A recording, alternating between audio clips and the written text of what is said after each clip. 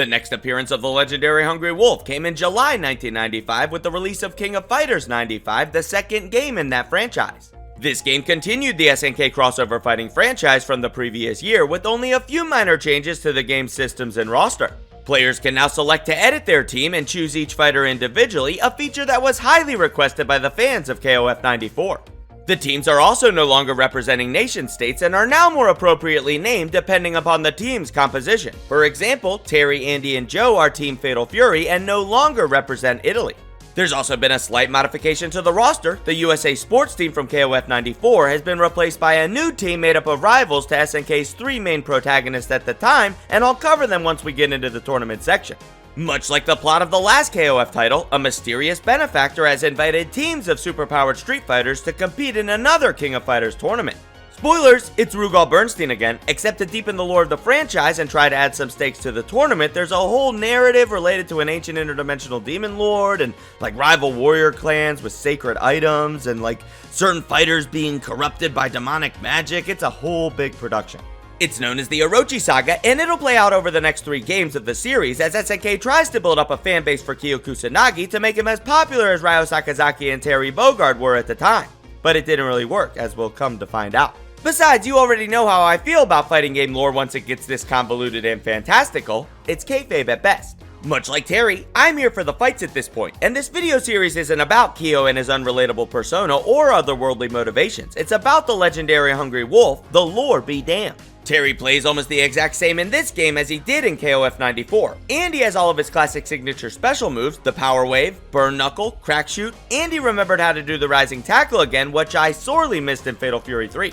Terry can also perform the Power Dunk technique, which was first introduced in Fatal Fury 3, and of course is still able to unleash his Power Geyser Desperation move when his health bar is flashing. There's not much more to say here. The deeper we get into Terry's game history, the less time I'll have to spend on lore and gameplay mechanics. Even covering the rosters will become a bit watered down because I won't have to fight every single fighter to beat future titles. KOF 95, however, is not one of those titles. In this game, I'll have to tap into my inner legendary Hungry Wolf to take down another entire roster of superpowered Street Fighters, all being controlled by the bane of my arcade fighter existence, the unforgiving input reading SNK CPU. For this tournament, Terry once again teams up with his ninja-skilled brother, Andy Bogard, and his Muay Thai champion best friend for life, Joe Higashi, to form the Fatal Fury team. It's almost like whatever beef they had with each other in Fatal Fury 3 was squashed the moment they could drop the lore out, because it's all kayfabe. But seeing as SNK was super serial about establishing new lore for the KOF franchise, they sent the Fatal Fury team stunt performers to challenge our heroes first in an attempt to keep the troublesome lore breakers of Southtown from advancing any deeper into the tournament and ruining SNK's plans for Kyo. As if Barry Bogard and his knockoff sidekicks have any chance against the authentic Fatal Fury heroes. What were they thinking? Maybe in an alternate universe where Kyo was the one being invited into the mainline Street Fighter series, I'd be more inclined on telling the actual lore of his story. But we're not in that timeline anymore. We're in the universe where Terry's the official SNK poster boy, the timeline where SNK and Capcom are working together again, the quantum dimension where Marvel vs. Capcom 2 was re-released. It's like a fighting game renaissance in video game history, and at the heart of it all, connecting all of these threads into one cohesive ball of fatally furious yarn is Terry Bogard, not Kyo Kusanagi. Okay, I'll stop being mean to Kyo, for now. All I'm trying to say is that the Fatal Fury stunt team never had a chance. In fact, none of the other teams do, because Terry Bogard is the best king of fighters there ever is, ever was, and ever will be. Do you understand that yet? In fact, Terry is so serious about establishing himself as the only face for the SNK brand that he single-handedly dropped the entire Fatal Fury stunt team with his Power Wave Burn Knuckle combos to make sure that the entire locker room understands that no one loves superpowered street fighting more than the legendary Hungry Wolf. Next, our heroes went up against the women's fighters team composed of some of the spiciest ladies from Southtown, Yuri Sakazaki, King, and Mai Shiranui, all of whom you should already be familiar with from the last King of Fighters chapter. Terry once again soloed another team and won the fight for Team Fatal Fury while his sidekicks watched on from the sidelines just like good sidekicks should. 3 spicy chicks against 1 legendary Hungry Wolf? Of course the fight went how you'd expect it to with that sort of matchup, especially considering how fired up Terry is for this tournament. You see, Terry knows that at SNK, the future is now. It's their slogan. And if he wants to be a superstar in the future, he has to be a superstar in the now by beating the crap biscuits out of every other fighter in the SNK locker room. And up next for their Terry Bogard ass whooping was another team from the mean streets of Southtown, the trio of Kyoku Genryu Karate Masters from the Art of Fighting, Ryo Sakazaki, Takuma Sakazaki, and Robert Garcia. I covered enough about them already in the last KOF chapter, and not much has changed for them here, but if I had to guess, Ryo's probably hoping to someday be the superstar of SNK, but Terry's not gonna let a Ryu and Ken lookalike carry the SNK banner into the future. The future's now, bruh. Using the Power Wave Burn Knuckle combo, Terry swiftly took down the two leading protagonists from the Art of Fighting.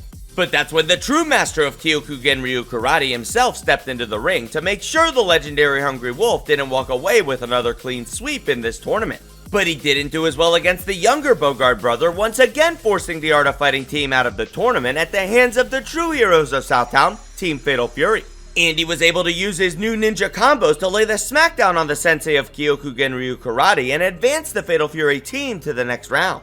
Before the next fight, one of Rugal's henchwomen is shown, giving him an update on the success of the Fatal Fury team over all of their other Southtown rivals, which you'd think would concern the psychopathic madman, considering what happened last time with that punch to the But for whatever reason, Rugal seems confident that Joe Higashi and the Bogard boys won't make it to the end of this year's King of Fighters tournament.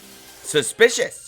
In the next fight, our heroes are up against the Kicking Crusader of Justice from Korea, Kim Kapwan, and the two hardened criminals that he's still trying to reform, Chan Kohan and Choi Bound. Unfortunately for them, Terry was back in full Fatal Fury fighting form and utilized his signature special move combo chain to score another clean sweep over his SNK rivals. The next team standing in the way of our Fatal Fury heroes was Team Psycho Soldier, made up of the psychokinetically powered, possibly romantically spoken for pair of Psycho Soldiers, Athena Asamiya and Sai Kensao, along with their drunken boxing geriatric uncle, Chin Gensai, who I don't think is actually their uncle. For this fight, our titular hero didn't completely carry the team, because after defeating drunk Uncle Chin, Terry was knocked out by Athena's projectile shield, screwing up his special attack combo chains, putting the fate of the Fatal Fury team in the hands of his sidekicks. Andy was up next and did his best against the psychokinetically charged Pop Princess, but just like his brother, he lost too due to a timeout technicality. So it was all up to Joe, the hero who took down Rugal Bernstein at the end of the last KOF tournament, and he wasn't about to let his best buddies the Bogards down. After dispatching quickly of the psychokinetic Pop Princess, he also took down her boyfriend with his awesome Muay Thai themed Muay Thai related superpowered fighting techniques. Up next was another squad of SNK crossover heroes from the run and gun genre, the Akari Warriors. Led by their courageous general with a tragic backstory, Hydern, Ralph Jones and Clark Still are looking to put an end to the Fatal Fury team's winning streak. SNK must have hired the mercenary group to stop Terry from outshining Kyo's spotlight. Little do they know that there's already another character in this game that's gonna do that without even winning a fight, but I'm getting way ahead of myself. Terry stepped up for the Fatal Fury team, hoping for another clean sweep over more of the SNK cross-genre fighters, and things looked promising as Ralph was unable to handle the speed of the Hungry Wolf's Power Wave Burn Knuckle combo. The commander of the Akari mercenaries, perhaps sensing the Fatal Fury team leader's hunger to spoil SNK's intended plotline, entered the ring next, which happened to be an old metal bridge above what I imagine to be a Metal Slug stage.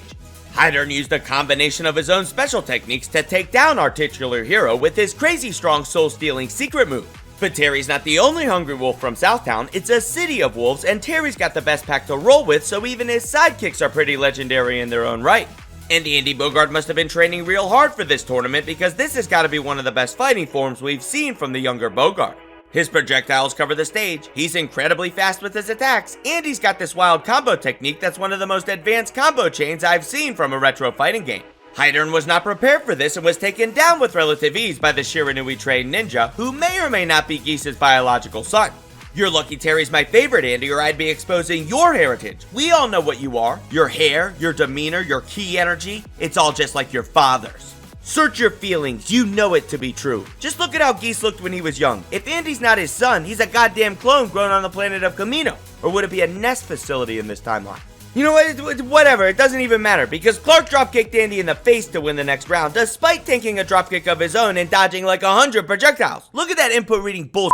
So it was all up to Joe, the unsung hero of Team Fatal Fury, the goofball, the jokester, overshadowed by the Bogards in creativity, fighting styles, and character depth. But when it comes to KOF tournaments, he's the anchor that keeps the ship of wolves steady when the seas get rough. Even after getting his face bashed in and back almost broken by a body slam, the Muay Thai champion of Japan was able to advance our favorite heroes from Southtown to the next round with one of those good old-fashioned punches to the If Rugal was watching, it must have sent shivers of fear down his spine as his PTSD symptoms from the last KOF tournament were triggered, just like mine are whenever I hear the Geese Howard theme music. Anyway, Rugal must have been scared because it turns out he's got a sidekick of his own for this tournament, and we get a little sneak peek of who it might be before the final 2 fights of the tournament start. I told you that Punch had Rugal shook up inside, in more ways than one probably. For the next fight, Terry and team are taking on the only new team to enter this tournament, the Rivals team. It's got Terry's classic rival, Billy Khan, who I've already discussed at length at this point, but for the sake of my OCD, he's Geese's top henchman, the British bad boy, carries a big stick, and has a personal beef with Terry for kicking his ass back in Fatal Fury 1 at the first King of Fighters tournament, and then unscrewing his boss off a building. The next rival is Orochi Saga, a ninja who's the rival of Ryo Sakazaki because his clan has beef with the practitioners of Kyokugen Ryu Karate. I'm not too familiar with the art of fighting lore, so I don't really have much more to tell you. This last guy though, he's way more important. In fact, he's arguably the most important character in this entire game besides Terry Bogard. I'm talking about Iori Yagami. He's Kyo's new rival who will go on to become more popular than Kyo moving forward through the history of the fighting game genre. Basically, in the official KOF lore, Iori, Kyo, and another new character, who will be introduced in the next game, are all connected by ancient bloodlines to seal away some ancient interdimensional Orochi demon. It's got nothing to do with why Iori is so popular. He's popular because unlike Kyo, who's an edgelord wannabe, Iori is a legit edgelord anti-hero badass with a crazy psycho design and a versatile, easily adaptable set of special techniques that make him one of the most user-friendly fighters in a fighting game. Terry led the charge against the Rivals team by defeating his own personal rival Billy with a swift power dunk after flustering the British bad boy with his new special technique Combo Speed. Next up was Iori, who despite eventually becoming a superstar in his own right, was still just a newbie in the SNK locker room, resulting in him being taken down by the fatal moves of the furious Hungry Wolf. The final member of the Rivals team was Eiji, who despite having never faced the Wolves of Southtown, was not a newbie to SNK hosted fighting tournaments. He must have watched some tapes of Terry's earlier fights because he defeated our red-vested hero with a spinneroonie ninja kick. So now it was time for Ninja vs Ninja, whose style would prove to be superior in this superpowered street fight of lore-breaking proportions. It was Andy's style. He used that awesome new combo technique that I mentioned earlier to take the W for Team Fatal Fury, leaving only one team standing between them and their dream of returning the lore for Kyo and his spotlight-stealing team of so-called heroes. And just to solidify that Terry and the Wolves of Southtown are the core of the SNK locker room, before they take down Rugal again, they're gonna show the spotlight-stealing hero team that real heroes have to earn their legend status. It can't be force-fed through marketing and box art. It takes art. You gotta be hungry, like a wolf. In the opening round, Terry went up against the judo muscle man, Goro Diamond, and barely managed to defeat him after a back-and-forth battle.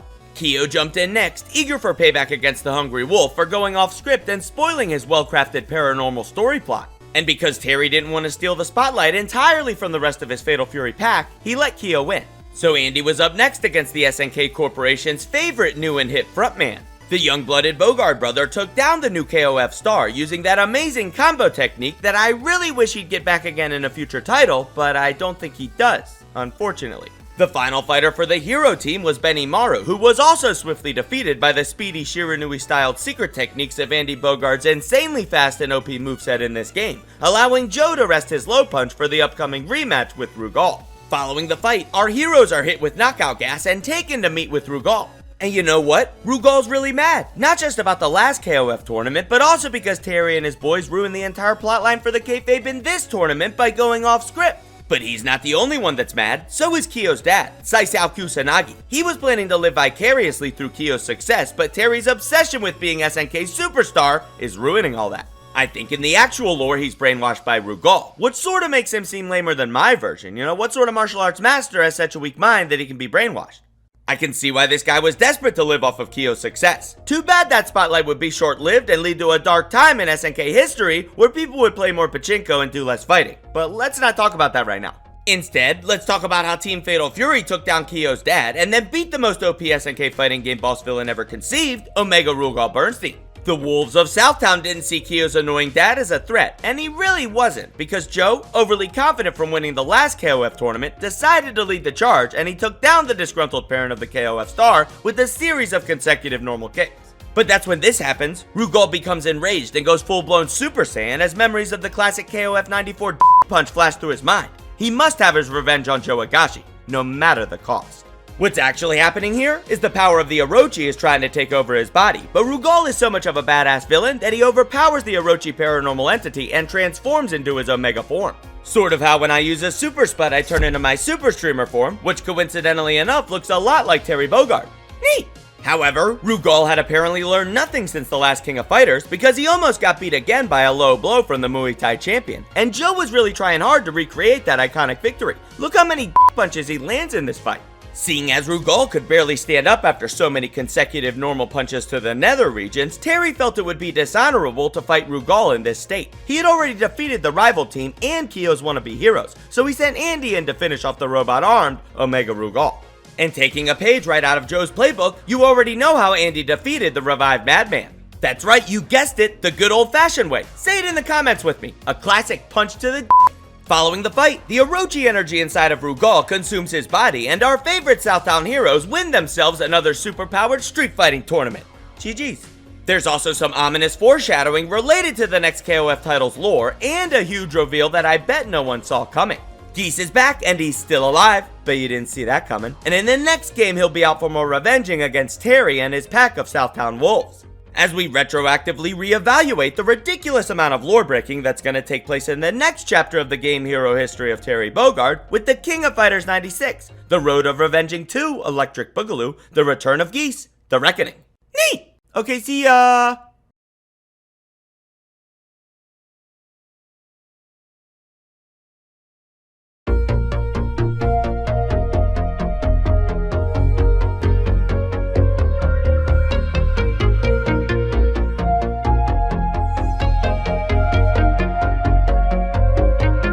Are you okay? Blast the wolf! Don't forget to like and subscribe. What up? It's me, Tiny Pirate Gaming, and if you're still watching, I just want to say thank you so much for your support. I hope that you enjoyed the video. It took me many months to film the gameplay, research SNK's poster boy, script and voice the series, and then finally edit it all together to produce this game hero history of Terry Bogard. Not to mention the days spent overcoming the unforgiving SNK arcade CPU of the early 90s to actually beat as many games featuring the legendary Hungry Wolf as I could get my degenerate fangirl hands on.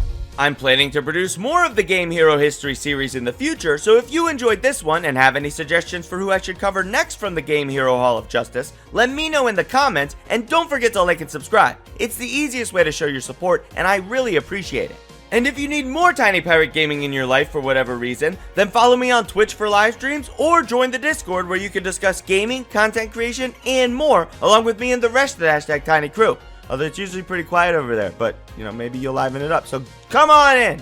There's also links to unlisted secret videos that can only be found in the Discord that are related to my personal animation projects, so you can check those out too if you want. If you want early access to all of my videos before they go public, along with other perks and benefits, then you can also consider becoming a channel member. Now a special thanks to the S-Class channel members, Rambo Robbie. That's still the only one? I know there's more members now, but they gotta be S-Class if they want me to read their names. That's the whole point of the perk. I don't know, maybe we're doing something wrong.